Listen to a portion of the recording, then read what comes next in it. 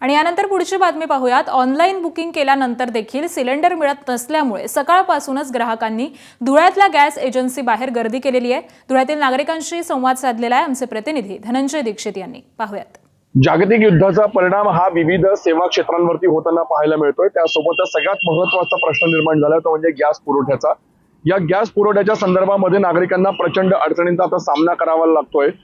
Booking करण्यासाठी एकीकडे अडचणी येत आहेत, मात्र बुकिंग झाल्यानंतर देखील पुढील काही दिवस आम्हाला कुठल्याही प्रकारचा मेसेज येत नाहीये। त्यामुळे सिलेंडर आम्हाला कधी मिळणार याबाबतची देखील शंका आता नागरिकांच्या मनात उपस्थित होताना पाहायला मिळते आहे।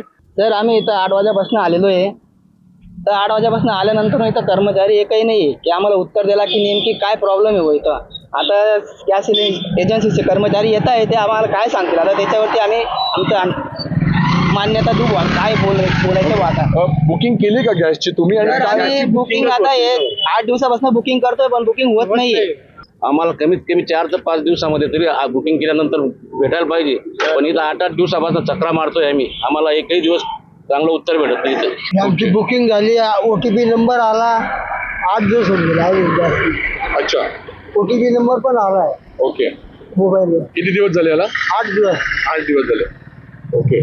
आपण जर बघितलं की 8 दिवस झाले आहेत बुकिंग करून, त्यासोबत ग्रामीण भागातून नागरिक या ठिकाणी येताना पाहायला मिळतात, मात्र कुठल्याही प्रकारची जे काही प्रतिसाद आहे तो मिळत नाहीये। इथे आल्यानंतर त्यांना सांगितलं होतं की बुकिंग मोबाईलवरून तुम्हाला करायची आहे, मात्र बुकिंग केल्यानंतर 8 दिवस आम्हाला सिलेंडर मिळत नसल्याच्या तक्रारी आहेत।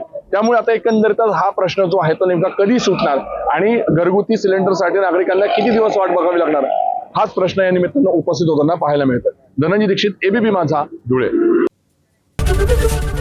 ABP माझा, उघडा डोळे बघा नीट।